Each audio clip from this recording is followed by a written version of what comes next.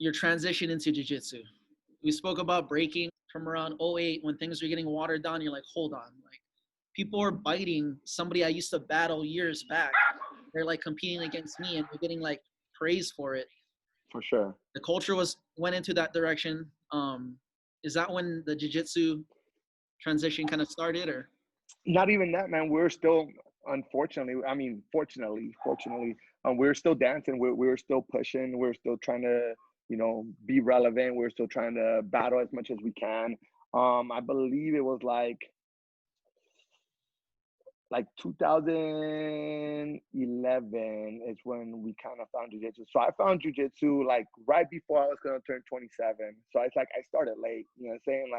Like usually you find kids that are like right after high school or like during high school or maybe even younger than that. So it's like half of the people I compete, like they've been competing for over 20 years. Just kind of like the thing about it was like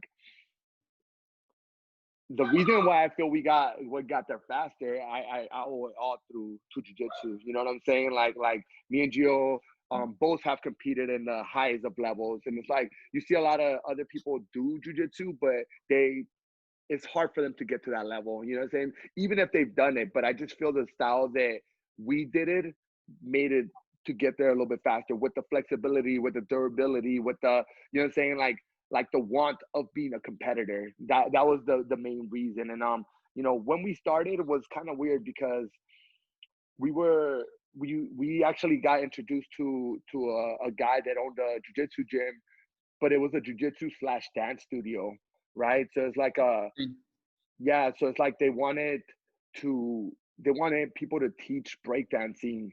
So our friend introduced us, and we started. Me and Gio and Raw and Little Sin. We got introduced to this guy, and basically he's like, "You guys could, if you guys want to, you guys will get paid for your breaking classes, and then you guys could have an open mat or open floor. You know what I'm saying? Like at this time, and you guys could practice here. So it was like an easy way for us to be able to train somewhere. You know what I'm saying? Without like going somewhere like out of our way, because it was like really close to where we lived at, which was my grandma's house. And so basically we got introduced to this guy, and basically we started teaching breakdancing at this jujitsu slash dance studio. And we're just teaching and breaking, like after classes and stuff like that. And one day the owners like, you guys could train for free. And it was basically like we were already MMA fans and stuff, but we never could afford it, right? Like every dancer considers themselves some like in a weird way like martial arts, you know what I'm saying, through the Yeah, Bruce Lees it's or like kung whatever. Like fu. First, yeah, of course. So we feel like we have a connection to that, you know what I'm saying? And it's like, unless you're a B-boy, you don't know, you know what I'm saying? Like, but every B-boy, any B-boy that I know feels a connection to some sort of martial art, you know what I'm saying? Like we're martial artists in our own sense, you know what I'm saying? Like almost like capoeira, you know what I'm saying? Like we have that same kind of like flavor as capoeira does, you know what I'm saying? the movement, But the movement the base. movement that's 100% it. So we're like, fuck, we never could afford it, but now we get to train for free. So Gio started doing it. I couldn't do it just because of work and stuff like that. But a few months after he started doing it, like I saw the the competition aspect of it, and I'm like, oh man, like this seems like b-boying, man. Like it seems like that same competitive aspect as b-boying. So I started doing it, and before I knew it, man, like we were all in. Me and Gio we're both two of the fastest American black belts, two of the fastest like worldwide black belts. Like usually it takes about 10 years to get a black belt. He got his in 3 years and I think 8 months, and I got mine in 3 years and 11 months. So Man, we're two of the yeah. So it was just basically like dedication. We already killed like a few years of jujitsu because of the fact that our dance background, right? Like we already knew how to move in ways that people would never be able to move. Like you know what I'm saying? Like b-boying so unique that it's like every position you put me in, I've already been in there on my own. You know what I'm saying? So it's see, like so that's what I wanted to talk about, man. So that's so incredible, man. The skills transfer from breaking into jiu-jitsu, a highly yeah. detailed, just depthful art like that.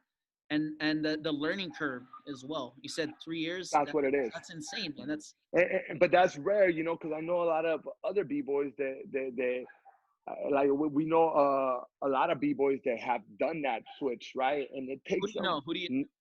like Rudy Rex, right? Rudy Rex, Rudy Rex, Mike Murda, you know what I'm Mike saying? Mike Murda. Murda. Those are two of the black belts that we know that have made it to black belt. You know what I'm saying? There's a lot of others, but those are two of the guys that were in the b-boy scene, like at the high level, and then made it to the high level jiu-jitsu scene. You know what I'm saying? But There's Nate they and Courage as well out of Headhunters. Out of yeah, the, yeah, I yeah, think they're yeah, yeah. black belts. But Yeah. They're a little. I believe, they're like blue belts or purple belts, I believe. But there's others. There's many others. You know what I'm saying? Like there's we have a little thing, and you'll see it if you like hashtag like break jitsu, I seen that. Yeah. like that shit comes up. Me and Rudy Rex kind of came up with that. You know what I'm Okay, saying? so you guys started that. Yeah. Break jitsu. I started saying it, and then I found out that Rudy Rex was saying it too, and I'm like, oh shit, like, you know what I'm saying? Same mentality. And we just kind of like started hashtagging that. But, you know, those are some of the ones that I see already at the high level, you know what I'm saying? But I know it took them a little bit longer to get their black belts. But I feel the reason why we got there a little bit faster is because we were competing on the weekly, on the, like, you know what I'm saying? Like, we were like going to competitions when they were like not competing as much as we were, you know? Oh, word. So how was that? How's like going into? You mentioned earlier the nerves kind of carried over, or you still For had that sure. For that. 100%. And then like how was your winning and losing like that? Did you guys have like a Yeah, no, dude, like starter? How was so it's a little bit easier in the b-boy in the jiu-jitsu scene and the b-boy scene, because in the b-boy scene you're getting judged by people that are like, I like this versus I don't, you know what I'm saying? They have their own curriculums in their own heads, like, yo, like, if somebody does some fresh ass footwork versus somebody does some footwork to like a nasty blow up, I'm gonna go for the guy that did the nasty blow up at the end versus some guys that's like, nah, I like the footwork better. So it's like, it's just personal preference, right? yeah, yeah. In jujitsu, it's like, if you don't leave it to the judges, you finish somebody, it's a wrap. You know what I'm saying? Like, you submit them, they tap out. It makes it a lot easier. But the nerves are crazy, because it's like when me and Gio were coming up, we were competing against guys that have been doing it for like 12, 15 years. We've been only doing it for 3 years. We're in the same bracket. Like, yo, like, they know a lot more than we do. We're just street dancers trying to do jujitsu right now. You know what I'm saying? So it's like, that You became guys kind of like, are, you guys are, but here's the advantage, man. So what you guys are doing, and you mentioned this, like not a lot of b-boys are able to shorten the learning curve, but you for guys are sure, already again adaptable and doing crazy moves, transitions at for the end sure, range of your joint for mobility, sure, for sure, for sure. your hips, So, the but lotus see, position. that's for sure. That's what we were thinking at first. We're just street dancers. We're hanging with these guys that been doing this shit for years. So before we knew it, it became our style. It became what we were. So that's the reason why we find that our students are being successful, because they're guys that are coming from nothing, like literally like day one grapplers to like world class black belts, because they have the same mentality that we do. We gave them that same mentality, but they've been doing only jujitsu. You know what I'm saying? So it's like they have the same mentality as b-boys, but they're only doing jujitsu because all we teach is that b-boy mentality. You know what Oh, I'm you guys saying? teach Like, within your philosophy with the 10th planet philosophy. You guys bring in that kind of. oh, for sure, for sure. Like. So it's like we have a team inside a team, right? 10th Planet it's what we represent, but we also started pushing, like me and Gio, like 10 Planet Freaks. You know what I'm saying? So it's like, it's kind of like our own little like flavor inside the 10th Planet. 10 Planet's already like the freak show of jujitsu. You know what I'm saying? They're already like kind of like they. Eddie Bravo created a basically like a whole system with no kimono, with no gi, right? Yeah. So it's like we're the first only no gi, so it's like already kind of like they went against the traditional jujitsu, you know what I'm saying? Which is exactly what the freak show Freak was, you know show. what I'm Yeah, saying? Like, exactly. exactly. So it was easy for us to like fit in this Yeah, yeah. organization, but then at the same time we kind of like put our own little like flavor to it, which is the 10 Planet Freaks. So now it's like you have already the outcast, and now we're like putting our freak show kind of flavor. You know what I'm saying? So it's kind of like, it's one of those things. It's like we always teach that mentality of the b-boy. We teach movement in our classes. We teach just kind of like the philosophy of b-boying. You know what I'm saying? Like the originality. Like, yo, be yourself. Like, Sick. do not be fooled by other organizations or other systems.